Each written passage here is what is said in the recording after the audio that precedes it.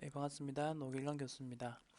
저번 시간에 우리는 유용한 재무정보의 질적 특성에 대한 이야기를 했었습니다. 지금 보시는 이 화면이 바로 저번 시간에 우리가 배웠었던 재무보고의 목적부터 해서 보강적 질적 특성에 대한 내용이 되겠습니다. 자, 그럼 오늘은 유용한 재무보고에 대한 이야기를 해볼 건데요.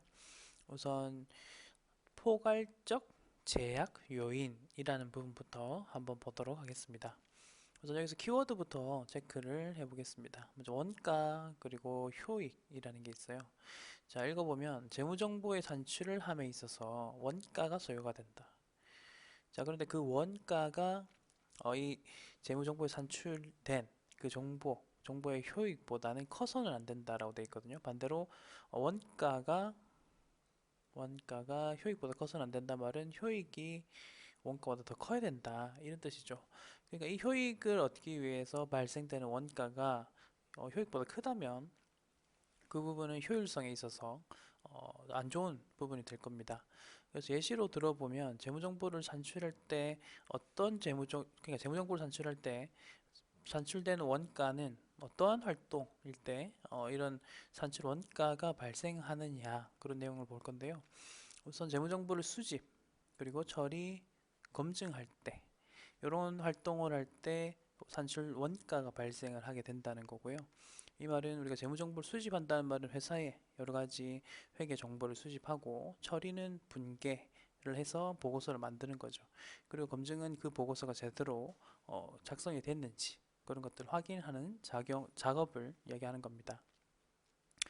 자, 그리고 뿐만 아니라 그렇게 제공된 정보가 잘 됐는지 정보를 이용해서 또 분석을 할 수도 있고 해석을 할 수도 있겠죠. 그래서 이 작업 또한 이제 회계 정보 이용자들 그리고 회계 작성자들이 해야 되는 작업이다 보니 산출 원가가 발생한다라는 것이고, 세 번째는 이러한 과정 속에서 우리가 산출하지 못한 정보가 있다면, 부족한 정보가 있다면 외부에서 수집을 해야 된다는 거죠. 그러다 보면 원가가 발생을 합니다. 자, 그다음 재무 정보를 통해서 얻을 수 있는 효익에는 무엇이가 있는가 이런 건데요. 이제 투자안에 대한 불확실성을 제거한다는 건데 이거는 정보 이용자들 입장에서는 제공받은 그 정보가 제대로 투명성 있지 않은 그런 정보라면 신용을 할 수가 없겠죠.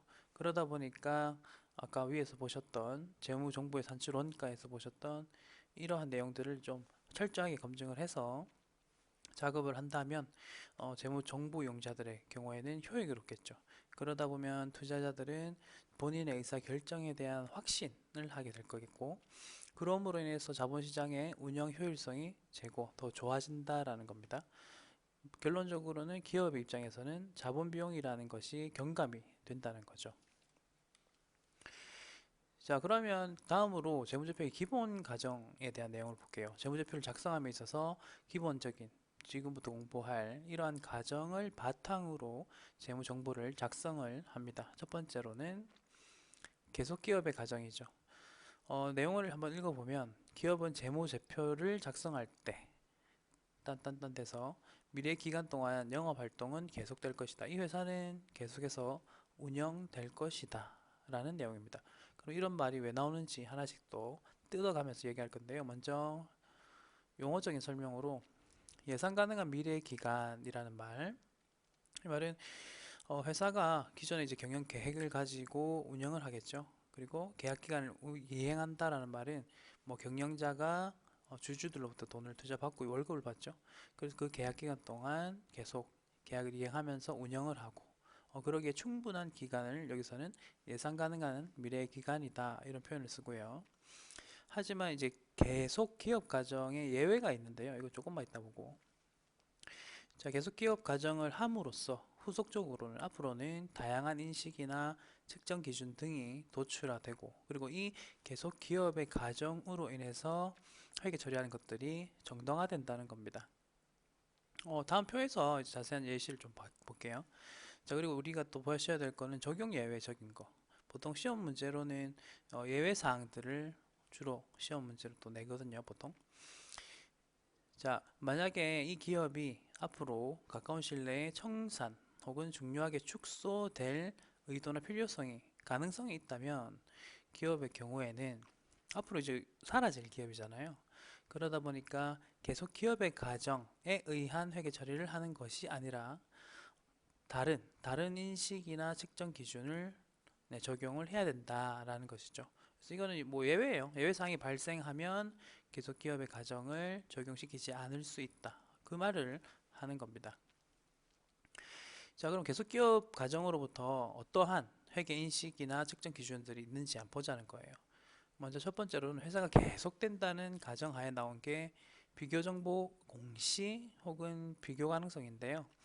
우선 뭐 비교정보 공시, 비교 가능성은 뭐 비슷한 말인데 회사의 자료를 보시면, 재무제표를 보시면 전기에 있었던 뭐 매출액 그리고 단기의 매출액을 비교하여 공시한다. 이건 저번 시간에 제가 한번 다트를 열어서 한번 보여드렸습니다. 그래서 작년 전기와 전전기 자료를 단기의 자료와 함께 이렇게 표로 쫙 보여주는 거죠. 그렇게 함으로써 정보 이용자들은 앞으로 미래에 대한 예측을 또 할 수 있겠고, 그렇죠? 매출이 계속 오른다면 앞으로 이 회사는 계속 매출이 오를 가능성이 높구나. 특히 논문들을 보면, 해외 논문들을 보면 과거로부터 현재까지 계속 매출액이 상승한 기업일수록 앞으로도 계속 상승할 것이다. 그리고 과거로부터 현재까지 매출액이 점점 감소를 한 기업은 더 감소할 가능성이 높다. 뭐 이런 연구 결과도 있습니다. 자, 그 다음 부분은 유동과 비유동의 구분 표시인데요. 이 부분 같은 경우는 유동성 배열법과 관련 있는 내용이죠. 유동성 배열법 같은 경우는 우선 유동이라는 말은 보통 1년 이내를 뜻하고요. 자, 그 다음 비유동 같은 경우는 1년 이후를 뜻합니다. 자, 근데 이건 무조건 1년이다 라는 기준을 가지진 않아요. 보통은 1년이라는 기준에 의해서 1년 이내이면 유동, 그리고 자산이 1년 이내에 현금화가 된다면 유동자산, 그 다음 1년 이후에 그 자산이 현금화가 된다면 비유동자산, 부채도 마찬가지. 1년 이내에 갚아야 되면 유동부채, 1년 이후에 갚아야 되면 비유동부채, 이런 식으로 구분을 하죠. 근데 제가 무조건 1년은 아닐 수도 있다라고 했던 말은 정상적인 영업주기라는 표현이 있어요. 그래서 정상적인 영업주기라는 말은 보통 기업들은 1년이라는 기간이 정상적인 영업주기입니다만, 예를 들어 6개월이라든지 이런 식으로 조금 다른 기간이 다른 기업이 있을 수도 있기 때문에 무조건 1년이다 이런 말이 나오면 틀린 말. 하지만 일반적으로 1년이다 하면 그 말은 또 맞는 말이고. 자, 다음으로 역사적 원가라는 말이 있습니다. 역사적 원가라는 말의 뜻은 보통 유형자산 이야기할 때 나오는 말이에요. 그래서 여기서 나오죠. 유형자산은 최초에 인식할 때 원가로 인식한다. 그러니까 건물을 매입함에 있어서 내가 100억을 주고 건물을 매입을 했다면 그 100억이라는 돈은 우리 회사 재무상태표에 건물 100억 해서 몇 년이 지나도 일단 취득 원가는 최초에 인식된 그 원가를 그대로 써놓습니다. 자, 그러면은 건물이 시간이 지남에 따라서 가치가 떨어질 수 있겠죠. 그 부분은 감가상각 누계액이라는 계정 과목 혹은 손상차손 이런 것들로 해서 밑에다가 추가로 쓴다는 거죠. 그래서 요 내용은 유형자산에 가시면은 한번 자세하게 배우도록 하겠습니다. 자, 그리고 감가상각이라는 말이 나오는데요. 이것도 마찬가지로 유형자산에서 주로 나오는 이야기인데, 감가상각은 내용연수에 따라서 체계적인 방법으로 배분한다는데, 내용연수란 말은 그 자산을 내가 가지고 있는 시간이에요. 몇 년 동안 이 건물, 예를 든다면 건물을 내가 사용할 것이냐. 그렇게 예측된 내용연수를 가지고 체계적인 방법으로, 이 방법도 나중에 배웁니다. 배분을 하는 것입니다. 그래서 역사적 원가와 감가상각 요 내용에서 우리가 계속기업의 가정으로부터 파생된 회계처리 방법들이 나온다라는 거. 자, 그 다음에 현재 가치라는 것도 우리가 배울 건데, 현재 가치 같은 경우는 보통 유가증권이나 아니면 우리가 사채 발행할 때 이 이야기가 주로 나옵니다. 내용들을 보시면은 현재 가치라는 말은 미래에 순수하게 유입되는 현금 금액의 현재 할인 가치로 평가를 해서 장부에다가 작성하는 거죠. 네, 이것도 이제 처리하는 방법인데 이러한 현재 가치법도 계속 기업 가정으로부터 파생되는 네, 그런 인식이나 측정 기준이 되겠습니다. 자, 차입원가의 자본화도 유형자산에서 보통 나오는 이야기인데 우선 뭐 내용은 그때 가서 볼 거니까 차입 원가의 자본화도 계속 기업의 가정으로부터 발생되는 것이구나 정도만 알고 넘어가시면 되겠습니다. 자, 이제 5절에서는 재무제표의 요소에 대한 이야기를 할 건데요. 우선 여러분들은 재무제표를 지금 잘 암기하고 계신가요? 우리는 저번 시간에 재무제표에는 무엇이 있는가 그런 이야기를 했었습니다. 첫 번째로는 재무상태표, 그리고 손익계산서, 포괄 손익계산서가 있고요. 그 다음 자본변동표와 현금흐름표가 있습니다. 마찬가지로 이제 그 속에 속하는 게 주석도 있었고요. 그래서 보통은 뭐 네 가지로 이야기할 때는 재무상태표, 손익계산서부터 현금흐름표까지 4개, 그리고 5가지 이야기할 때는 주석을 포함해서 이야기하는 거죠. 자, 그러면 그 재무제표 중에서 보통 좀 중요하다라고 이야기할 수 있는 게 재무상태표와 손익계산서입니다. 그래서 재무상태표 요소가 3가지가 이렇게 나오고요. 그 다음 손익계산서 요소 2가지죠. 우선은 처음에는 항상 T 계정을 그리셔서 재무상태표 계정에는 요소라고 되어 있지만 우리 뭐 계정이라는 말도 씁니다. 자산, 부채, 자본 쓰시고 이 그림은 여러분들이 회계원리 공부하실 때 아주 지겹도록 보셨죠? 자, 그 다음 손익계산서의 요소는 IS라고도 하고 PL이라고도 하는데 비용과 수익이죠. 자, 이런 식으로 그림을 통해서 여러 가지 요소들 좀 공부를 하시는 습관을 좀 들이시고요. 나중에 유형자산 같은 거 공부하실 때도 최대한 그림을 이용해서 제가 설명드릴 것이고 여러분도 그 그림을 이용해서 암기를 하시면 좀 더 효율적인 공부가 될 것입니다. 자, 먼저 재무 상태에 대한 이야기를 먼저 보는데 그 중에 자산입니다. 자, 자산과 부채를 이야기할 때는요, 우선 과거 그리고 현재 미래로 이야기를 기억을 하시는 게 가장 좋고, 자, 이 PPT 상에는 나와 있지 않지만 우선 과거에 일어났던 사건이나 거래의 결과로, 자, 그다음 여기 통제라는 말이 나오는데요, 여기가 이제 현재입니다. 현재 기업이 통제를 하고 있고, 그 다음에 미래의 경제적 효익이 기업에 유입될 가능성이 높은 자원이란 뜻인데요. 효익은 일단 돈이라고 생각하시면 가장 쉽습니다. 자, 그래서 암기를 하실 때는 과거, 현재, 미래 이 순서대로 해서 연상하시면서 기억을 하세요. 자, 그럼 아까 경제적 효익이 유입된다라는 말을 했는데 여기 보시다시피 현금 유입이란 뜻이죠. 현금이 유입된 잠재력 이런 이야기를 하죠. 자, 그래서 물리적인 형태가 필수적인 건 아니다라고 되어 있죠. 요거는 이제 무형자산을 설명하기 위해서입니다. 우리 회사가 자산으로 인식하는 여러 가지 계정 과목들이 있지만 그 중에서 특허권이나 저작권과 같은 이런 무형자산은 사실 눈에는 보이지 않잖아요. 그래서 물리적인 형태, 눈에 보여야 된다가 필수적인 것은 아니다. 그 말을 하는 거고, 뭐 팁으로 알려드리자면 보통 권자가 들어가는 계정들은 대부분 무형 자산입니다. 자, 이제 통제한다. 이 통제라는 말은 한번 보자면 통제라는 말이 현재와 관련돼 있고요.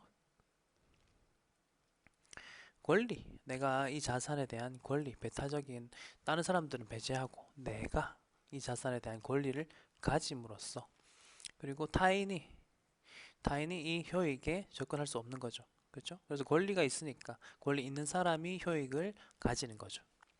그래서 그걸 방지한다라는 말 뜻이고 하지만 이제 소유권을 가지고 있다고 해서 통제가 된다라고 무조건 말할 수는 없다는 겁니다. 예를 들면 수취채권이나 부동산과 같은 자산인데요. 이 자산들의 특징은 내가 그러니까 그 자산의 존재 여부가 내가 이 자산을 소유하고 있다와 관련성을 가지는데, 그러나가 나왔죠. 그러나 내가 소유권을 가지고 있다 해서 무조건 이게 나의 자산이다 라고 판단함에 있어서 필수적인 것은 아니라는 건데요. 그 대표적인 예가 리스입니다. 리스는 내가 계약을 맺어서 빌리고 있는 개념과 비슷한데 물론 이제 리스도 종류가 여러 개가 있어요. 그래서 여기 우리 자산의 정의가 있죠. 기대되는 경제적 효익을 통제할 수 있으면은 그 리스 자산은 우리 회사의 자산이다. 근데 반대로 그 경제적 효익을 우리 회사가 통제할 수 없다면 이건 또 우리 회사의 자산은 아니다. 입니다. 그래서 이제 그런 내용들을 좀 아시면 되겠고, 자, 그다음 경제적 효익에 대한 법적인 통제. 꼭 이 통제라는 것이 법적으로 통제하고 있어야 된다 뿐만 아니라 경제적으로 봤을 때, 경제적으로 회계적으로 봤을 때 우리 회사가 이 자산을 통제하고 있다라는 그러한 판단이 선다면 자산의 정의를 충족시킬 수도 있다입니다. 예시로는 이제 무형자산에 나오는 개발활동이라는 게 있는데요. 연구활동이 있고 개발활동이 있고, 그리고 개발활동을 통해서 우리 회사만의 노하우, 핵심 지식이 발생이 된다면 우리 회사의 입장에서는 이것을 자산, 무형자산으로 인식을 할 수도 있다. 하지만 보시다시피 법적인 통제는 따로 없죠. 그래서 이런 말이 나오는 겁니다. 자, 그럼 과거 거래의 결과라는 말이 나오는데요. 요건 그냥 내용만 간단히 읽어보시면 돼요. 과거에 일어났던 거래나 사건으로부터 현재에 내가 통제하고 있으며 뭐 그런 말이니까요. 자, 그리고 미래에 대한 내용이 나오는데요. 미래 같은 경우는 예상되는 것만으로는 자산으로 인식할 수 없다. 왜냐하면 그 예시를 들어보시면 돼요.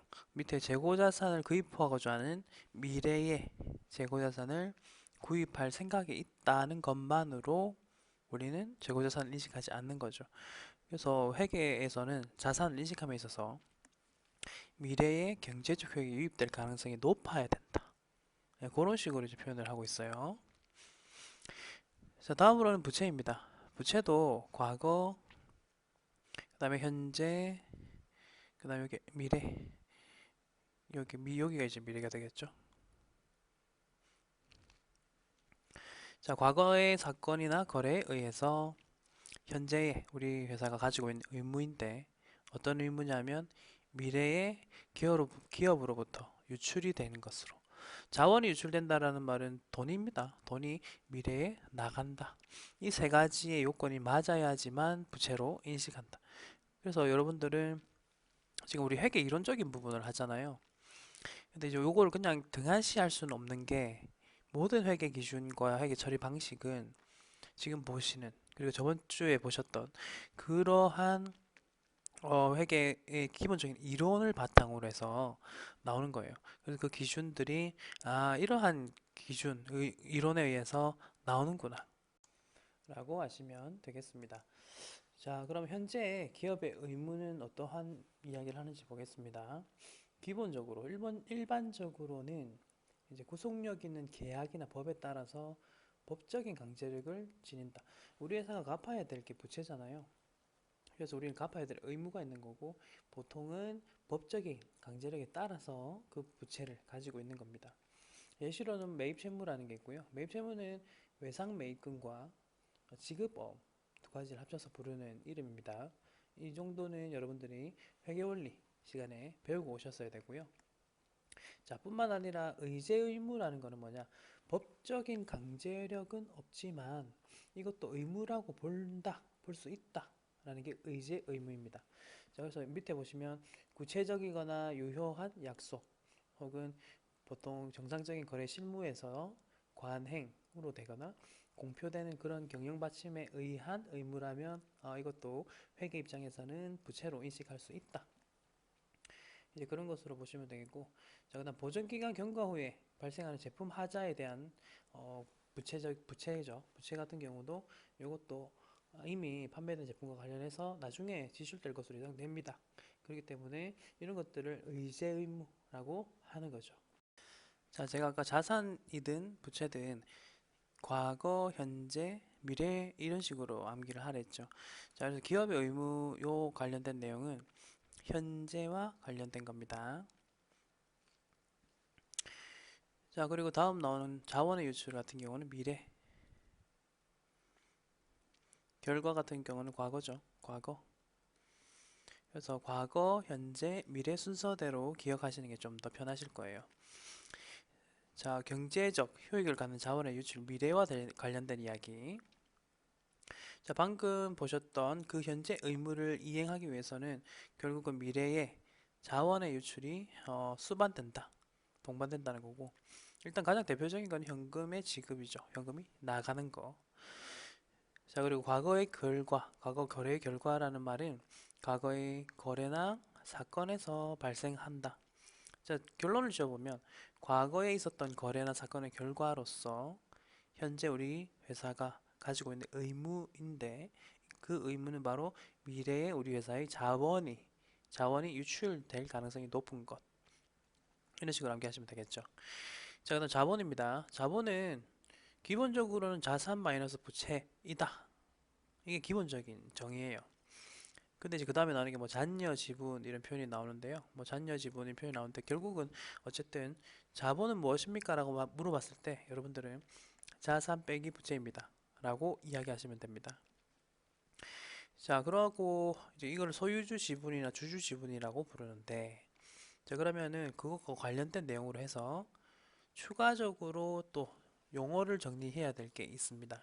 그게 바로 지금 보시는 채권자 청구권이랑 소유주 청구권이라는 게 있는데, 채권자 청구권은 우리 회사에 돈을 빌려준 회사나 뭐 개인이 되겠죠. 그 사람들을, 그것들을 채권자라고 하고, 그것은 우리 회사의 입장에서는 부채로 잡힙니다.